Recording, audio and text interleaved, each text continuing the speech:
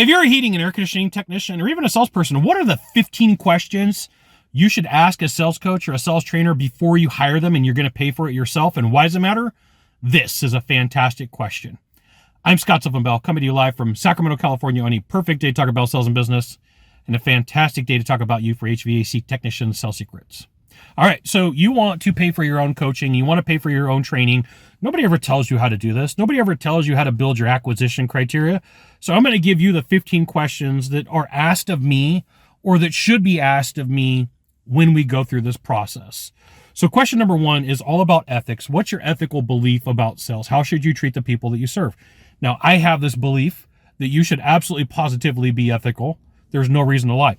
There's a guy named Robert Mnookin, and Robert Mnookin is the guy who teaches Harvard, or was the guy that taught the Harvard education negotiation camp in January of every year. And I've listened to his book. I've listened to as many interviews as I can. And his belief is there's no reason to ever lie in business. There's no reason to ever lie in negotiations. That's my belief too. I was like, I love this dude. Number 2, what's your teaching style? My teaching style is a little bit unique. It's back and forth. It's hands-on. I may give you assignments that may seem weird, but it's done on purpose to help you understand, oh, here's a concept, here's a strategy. Hey, I may tell you to go shopping and to go buy something specific and then come back and take notes.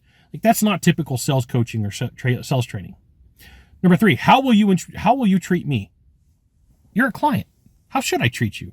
I should treat you with respect as long as you're treating me with respect. Right? This is a pretty straightforward thing. I'm not going to scream at you. I'm not going to yell at you. I may tell you I'm disappointed. I may tell you, hey, look, you're doing a good job, or hey, you need some improvement here, but that's what you would be paying me for. Number 4, what should I expect overall? Well, if you're putting in the effort, there are no guarantees in life, but I got a pretty darn good track record of coaching some of the best in the industry. So what you should expect is your skills to increase, your commissions to increase, your communications to get better. Number 5, will there be role play? Yes. In really big letters. Yes. Yes, there's going to be role play. Number 6, what measurable results have you had with your past clients and achieved with working with you? Well, in 2006, 2007, I trained this guy who was the best in the industry and nobody could beat him. The guy had skills. The guy had talents. The guy had capabilities. He was a good student. I would say, go do this. He would go, that sounds weird. He would go do it. Okay. That's just the way that it is. So measurable results. I was a corporate sales trainer for a company for 10 freaking years. And that company sold right after I left for a lot of freaking money. I did build the training program. I did have a part of that. Okay. Number 7, how do you measure success for your sales training?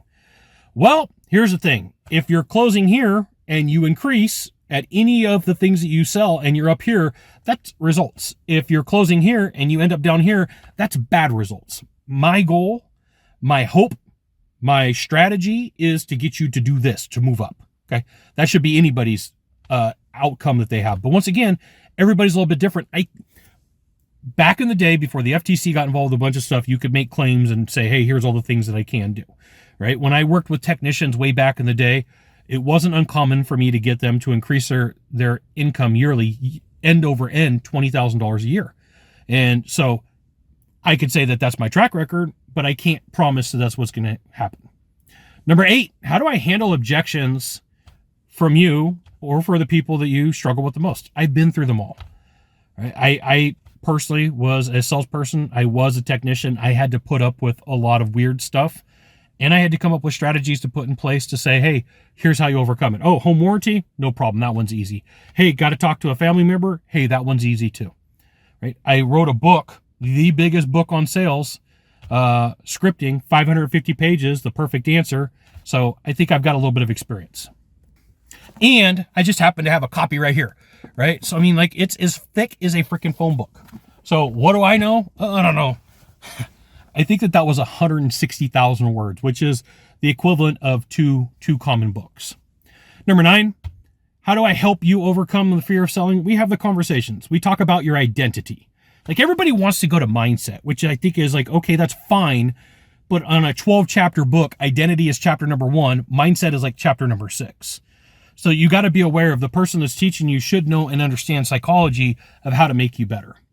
Number 10, how do I deal with people who don't think that they're salespeople? We're all salespeople. I'm a salesperson right now. I'm selling you.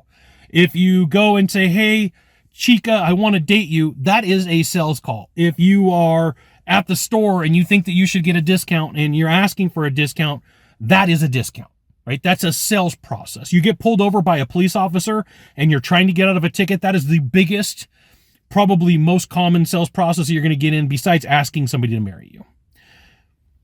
Now, here's the thing. If you want to be better at sales, you want to be good at what you do, you should absolutely join my email publication. Go right here to hvactechsecrets.com. I'll give you the goods. Not in the Facebook group, not the YouTube channel, which means private coaching, private training, discounted coaching, discounted training.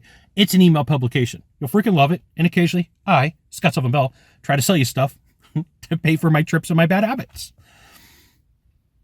Number 11.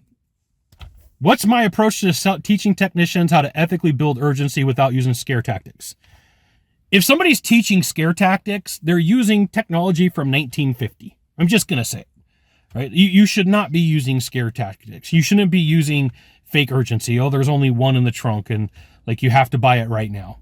Right? Shout out to Mitch Smith. Number 12. Do I curse in my training or say anything that HR needs to know about? No. Right? I'm a professional. Somebody's exchanging goods and services from me. I'm not going to treat it like it's a college dormitory. I have seen some amazing things in my lifetime. And the reason why I specifically target this question that you should be asking is, how are you going to talk to me? Well, it's not a locker room, so I'm not going to treat it like a locker room. Number 13, you should be asking this one too. Will you show up sober? Unfortunately, there are some people who have some drinking and substance issues. I'm not one of them. I'm more than willing to take a drug test or a urine test or a blood test at the drop of a hat and say, hey, let's get this done. It is what it is. Number 14, what do I do differently? Well, I have been a student of sales and persuasion since I started sales in 2001. What do I do differently? I've got the studies to back up why things work.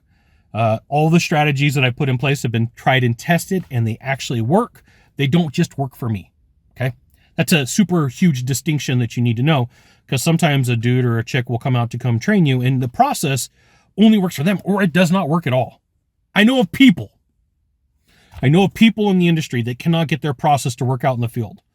So company hires them, company pays money, and then what happens is the numbers, right? Then they call me and they're like, hey, Scott, we had person come out and train our team and the numbers just fell off. What happened? 1950 technology called. They want their training back, and unfortunately, you bought a lottery ticket where none of the numbers won. Number 15, what follow-up support do I provide after the training? It depends upon the package that you choose.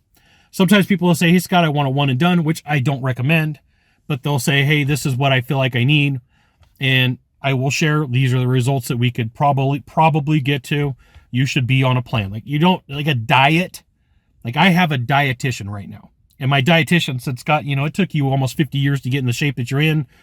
Like, you do need a plan to get out of this. So starting tomorrow, I weigh my food and I track all my macros and it's a big process. Same thing happens with sales. Now, here's the thing. If you want some coaching, if you want some training, you should leave a comment in the description down below or find my email address on the YouTube channel. And under the right circumstances, I'll work with you. You got 1 of 3 things to do from here, just 1 of 3. Find the subscribe button, click on it, and every time I send out a video, you'll get an update. 2, hit follow. 3, you know what you got to do. Share this video with a friend. We'll see you soon. Thanks for watching.